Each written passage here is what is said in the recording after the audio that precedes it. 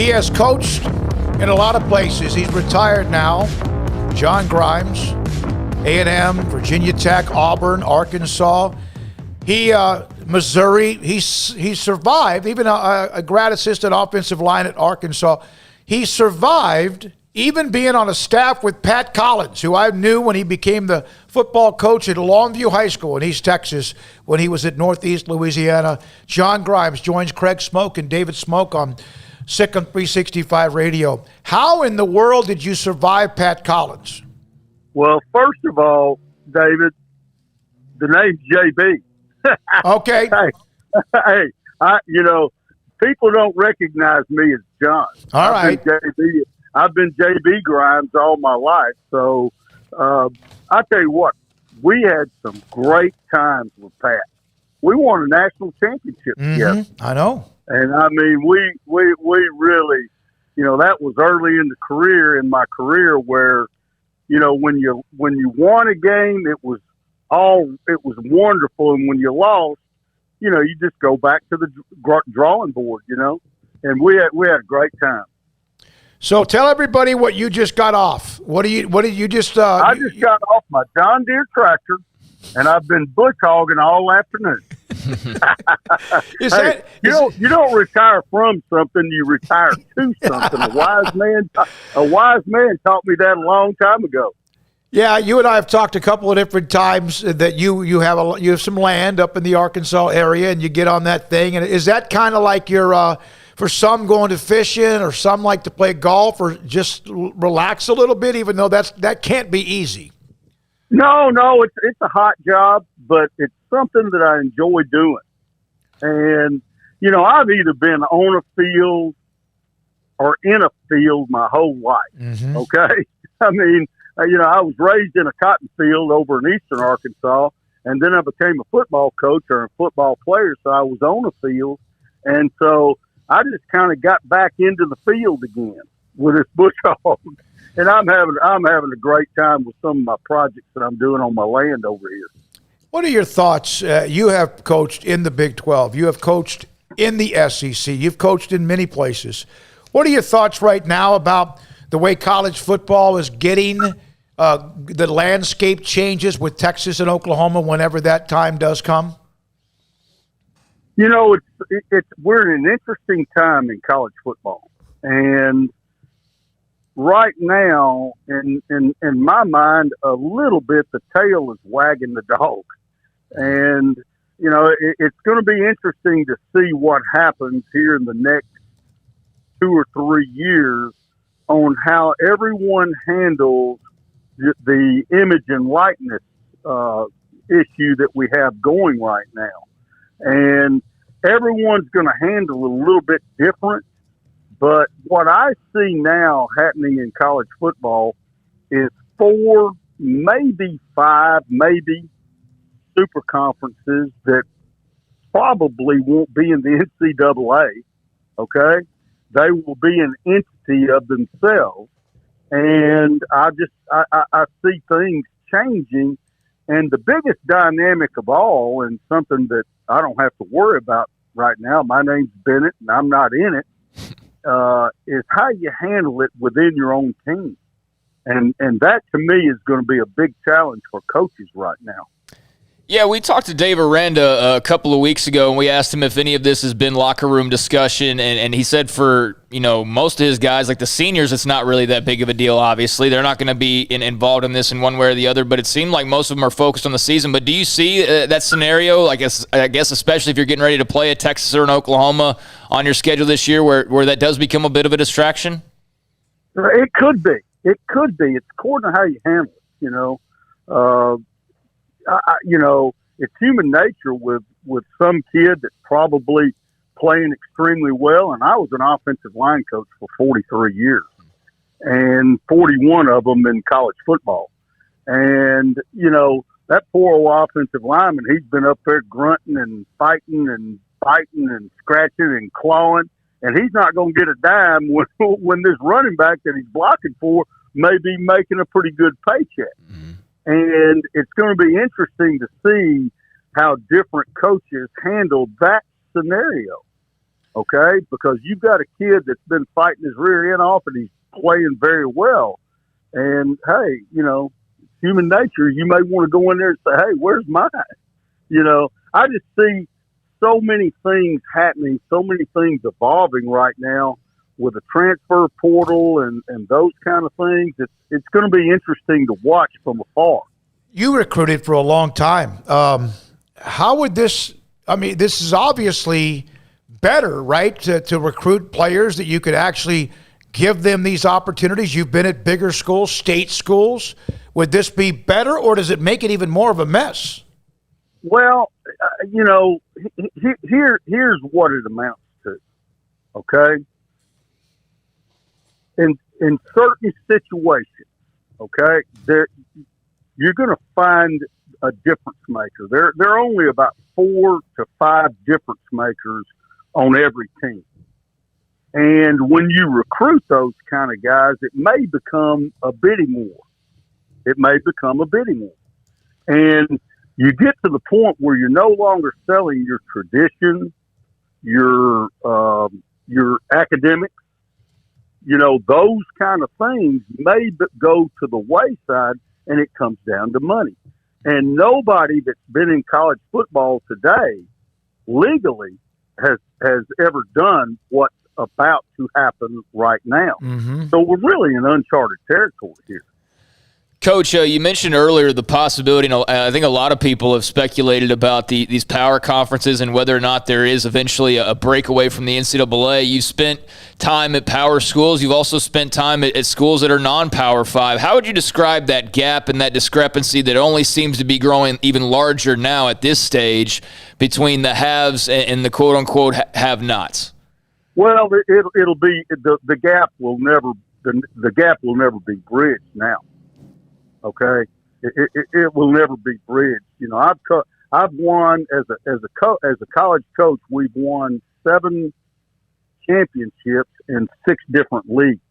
Okay, that during my career, and ranging all the way from the Southland Conference to the SEC and everything in between. And so, I've witnessed a lot of different scenarios in college football. But what's about to happen is the SEC, I think whatever the Pac-12 becomes, the Big Ten, whatever it becomes, and possibly the ACC, they will be a separate entity and will work under a different set of rules. That's the way I see it happening. Now, whether that's true or not, I don't know. And in recruiting, when you're recruiting players, there's the first thing that you have to sell is yourself. Okay? If you can't sell yourself, there's no mama or daddy that's going to let that kid go to that school. You have to sell yourself. But then in certain situations, you've got to sell, what can I do for you? Okay? And that is going to be the difference between the haves and the have-nots. It gets down to the dollar sign. Yeah, there's no question. And you coached in the SEC, and as I mentioned before, the Big 12. Is there a difference? You've been there. You were at Auburn most recently. A&M, of course, has been in both. How much? Is it the defensive line? They've changed the offense, has kind of invaded the SEC with the wide open stuff that the Big 12 used to also people scoff at. They didn't play defense. What is the difference, JB? Well, the biggest, when I was in the Big 12, that league was a very, very good defensive league. Okay, we won the Big 12 championship when I was at Texas A&M back in 1998. Mm-hmm. We had great defensive linemen. We had Dat Wynn, who was one of the greatest linebackers to ever play the game. That was truly the wrecking crew defense at Texas A&M. Yep. Okay. And we played great defense, as did a lot of other schools in the Big 12 at that time. But as things have evolved, the biggest thing, the difference to me between the Big 12 as it has become and the SEC are the line of scrimmage. Okay, and I'm talking about both sides of the line of scrimmage. That is different than what it is in the Big 12, or really perhaps any other league in the country right now. And you're talking about the linemen like in the days And again, you mentioned when the Big 12 played defense and the Wrecking Crew and R.C. Slocum and all that. But you're talking about like how Miami built their defense, or Oklahoma back in the day. That's what you're talking about now. That's not across the board, but kind of across the board. Well, every time you play on a Saturday afternoon or Saturday night in the SEC, and it does not matter, okay, who you're playing with, except for perhaps maybe Vandy, all right? But there's going to be someone on defense, and especially in the defensive line, they're going to play in the NFL. I mean, and there may be multiple of those guys. And the same is true over there on the other side of the ball in the offensive line. You know, just about everybody in the country has great skill. The difference between these super conferences or the SEC right now is simply the line of scrimmage. And I hate to say that because, you know, I was an offensive line coach and I've had some pretty good offensive lines, but it's all about that line of scrimmage and that lead. Yeah, they do seem like they're big, they're thick, and they can run. They can run, man. Some of those guys have to choke themselves to sleep at night, guys. I'm telling you. I'm just telling you. I mean, there's some guys over there, some dudes.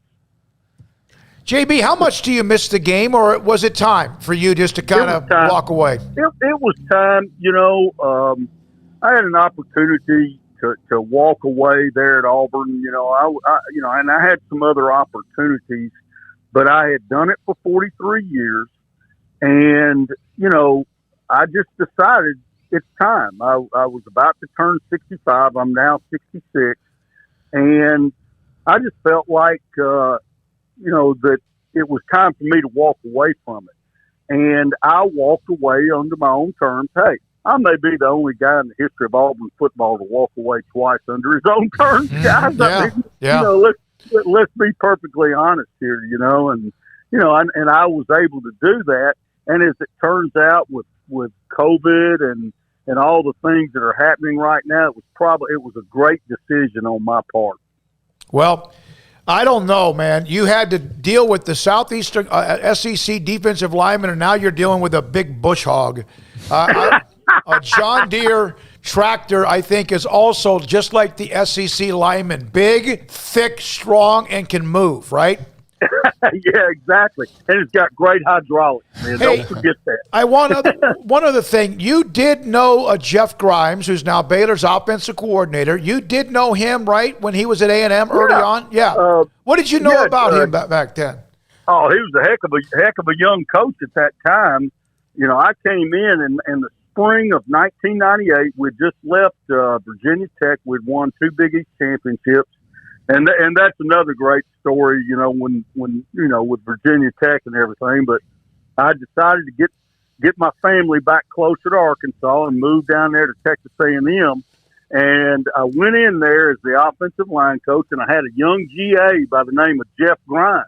Okay, Well, my name is JB Grimes, and he still calls me Uncle. All right, but he was my graduate assistant for the spring of 1998, and he really did a great job for me. Okay, and then he went on and he since advanced his career. We did not go through the season together, but I could tell at that particular time that this guy was a diamond. You know, a big time guy, and a wonderful person. Okay, Baylor's got him a great one right there. Thank you very much, JB. Coach Grimes, enjoy that evening. The sun eventually setting, and you have a chance to kind of chill out and decompress and enjoy maybe a cold one, huh? Hey, that may be in my future. Yeah, thank you, JB Grimes.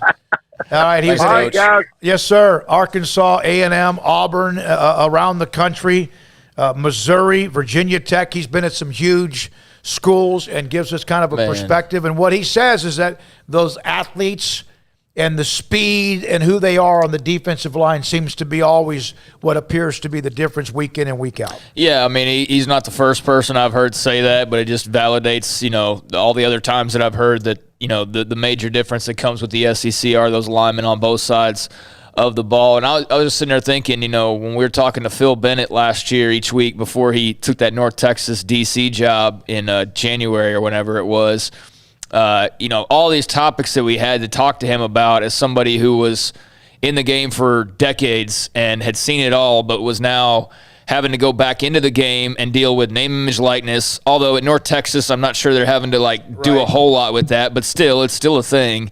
And deal with the transfer portal, which is a major thing, and deal with the bonus year, and deal with, I'm sure somebody like Coach Grimes is just loving the fact that he's not in the mix. You know what I mean? I'm sure that pull to football is always there and never quite goes away. But if you were in the game for a long time and it was time for you to go, now's a pretty good time to go if you're a veteran coach like Coach Grimes is. You see a lot of high school coaches moving into administration. A lot of that has to do with their retirement, the average of your top 3 salaries. But you also see coaches getting out of the business just because of the way things are, because of sometimes the way you have to deal with parents differently than back in the day. To each his own on whoever's opinion thinks is right. And in college football, with all that's going on, may not be a bad time to get away unless you're ready. Mac Brown's a great recruiter, always was. We mentioned yesterday the 5-star player in his own state. But one of the things at times it can do is wear you down. You really get tired of recruiting. And if you're not full throttle, hair on fire, and all the things that go with it, it can absolutely be tough to do. But that's the lifeblood of what you do as a coach in the college level. All right, when we come back, we continue. We'll have Craig's Off the Radar, Mickey Spagnola of DallasCowboys.com just after 5. And we have